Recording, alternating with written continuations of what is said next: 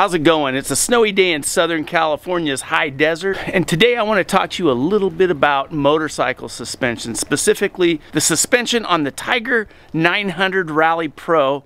This also will pertain to the Rally. I just wanted to answer a few questions if you had them. I know I have had a lot of them. I don't claim to be an expert by any means, but I'm making this video just to kind of clarify some of the things that are in the Tiger owner's manual, and maybe it'll help you guys out. I know doing the research helped me out to understand more about the Tiger 900 suspension and how to set it up properly for off-road use, on-road use, and all that kind of stuff in between.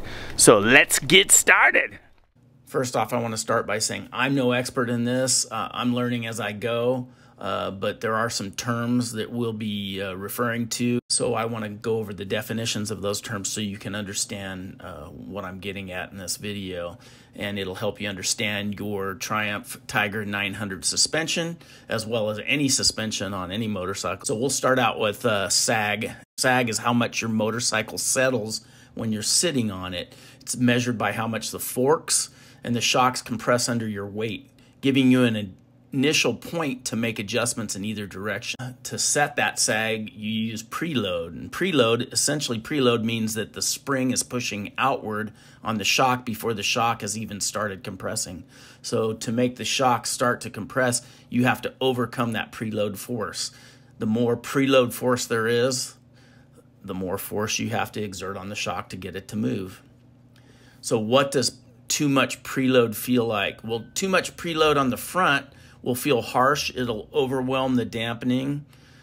It bounces back after hitting bumps.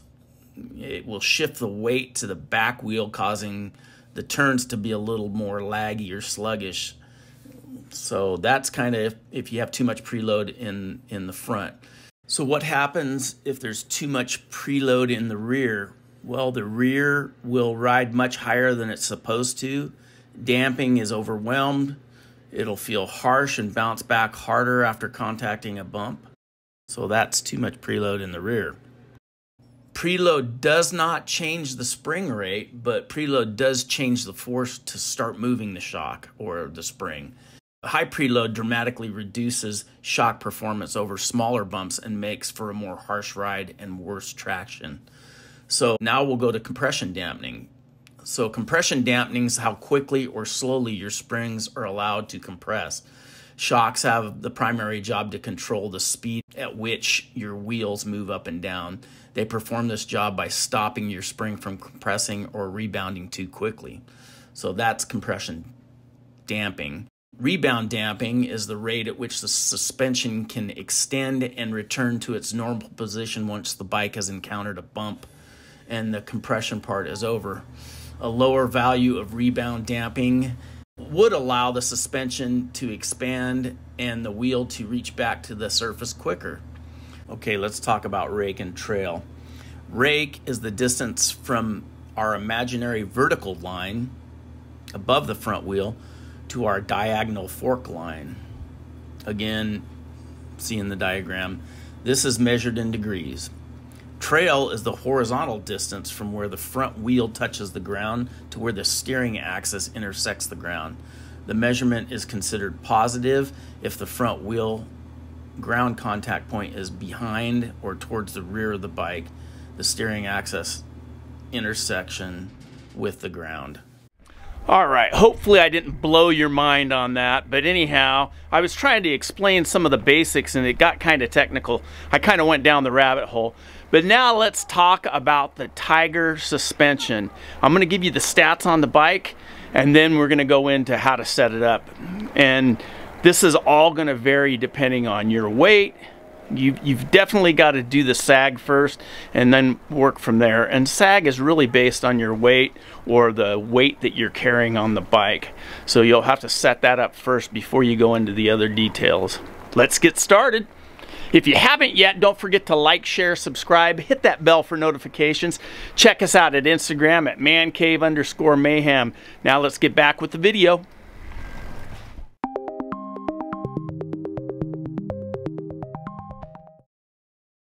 All right, let's talk about the suspension.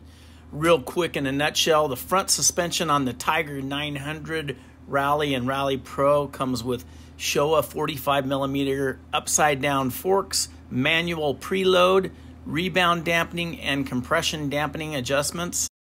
It has 9.44 inches or 244 millimeters of travel.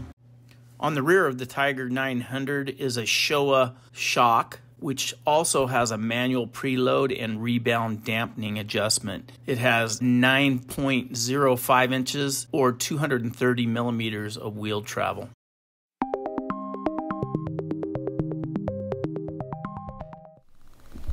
All right, the first thing we're going to talk about is the front fork preload adjuster. And that's going to preload your spring in your front forks.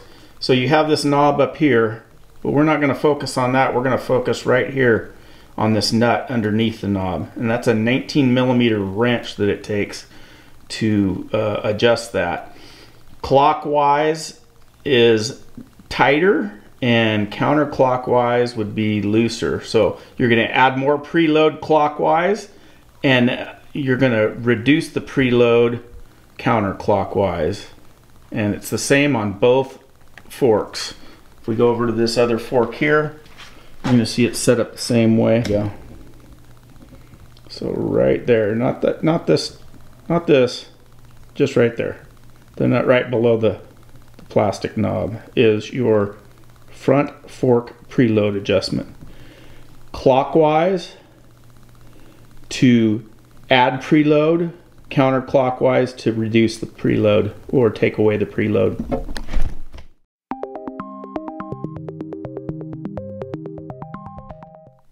Okay, now we're going to show you the front fork compression damping adjustment.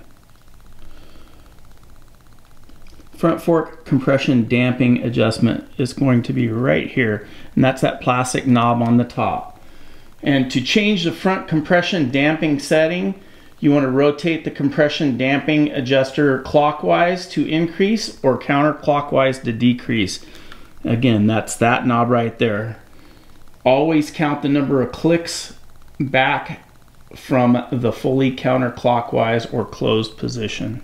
That's going to be on your throttle side or right hand side.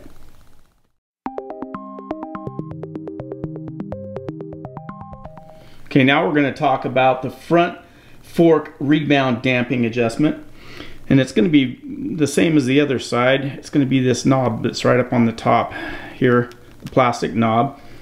And to change the front rebound damping settings, you rotate the rebound damping adjuster clockwise to increase or counterclockwise to decrease.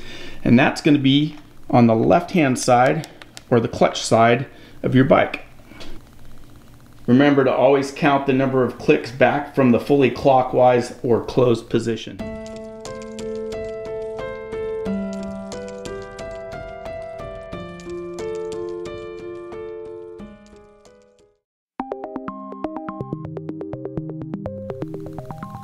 The rear suspension spring preload adjustment is located right here. The spring preload adjuster is situated on the right hand side of the motorcycle at the top of the rear suspension unit.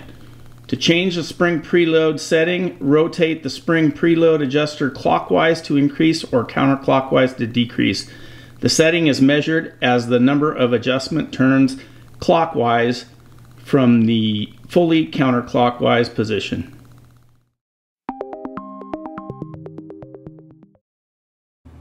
The rebound damping adjuster is located at the bottom of the rear suspension unit and is accessible from the left-hand side of the motorcycle. To change the rebound damping setting, rotate the slotted adjuster clockwise to increase harder suspension and counterclockwise to decrease softer suspension. The setting is measured as the number of adjuster turns counterclockwise from the fully clockwise position.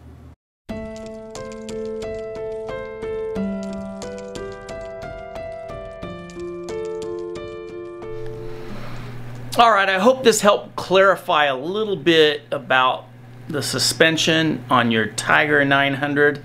It may have just made it worse. I don't know. It confuses me still to this day, but at least I've got a little bit better understanding of how all that suspension works. The main thing is make sure you set up your sag adjustment first. You have to do that with your preload.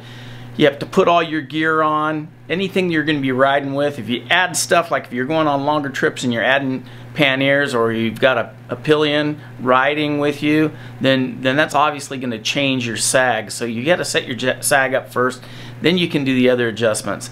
Now, real quick, I want to talk about the rake and trail of the Tiger 900 Rally. Now, it's got a pretty steep rake to it, so the Rally actually responds really quick and can tend to be a little twitchy in the sand.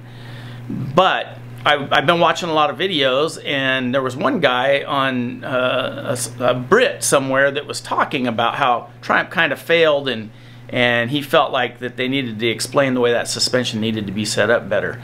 But what he was saying is, if you dump the preload a little bit on the rear of the bike and back off that preload and then jump the preload up a little bit on the front, you're going to change that rake angle and it won't feel or act as steep. So when you're going through sand or some really sketchy off-road scenarios, that will mellow that bike out a little bit and make it a little more manageable in the deeper sand and off-road settings.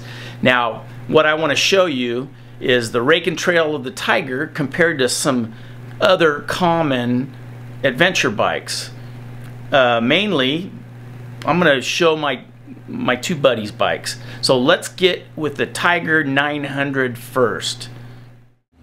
All right, looking at the Tiger 900 Rally and Rally Pro, the rake angle is 24.4 degrees and the trail is 145.8 millimeters or 5.74 inches. Let's take a look at the 2018 Africa Twin.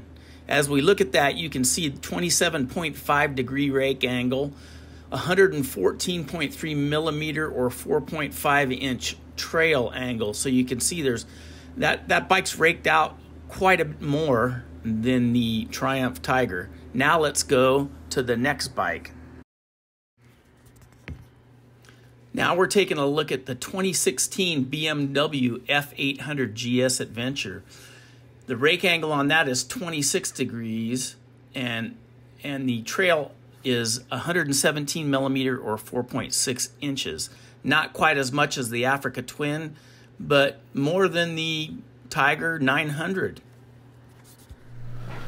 So now you can kind of see how some people might be a little bit intimidated by the Tiger off-road.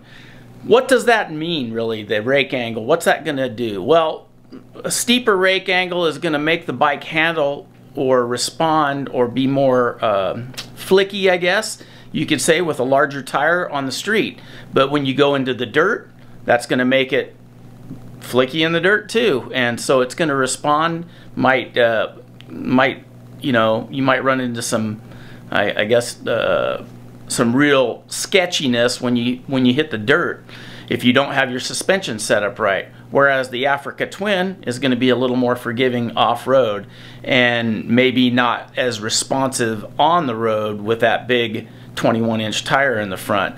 So it's a give and take either way. I'm not saying one is worse than the other. You just have to know your bike and understand what you need to do to alleviate that problem or adjust it accordingly. So that's why suspension setup is very important.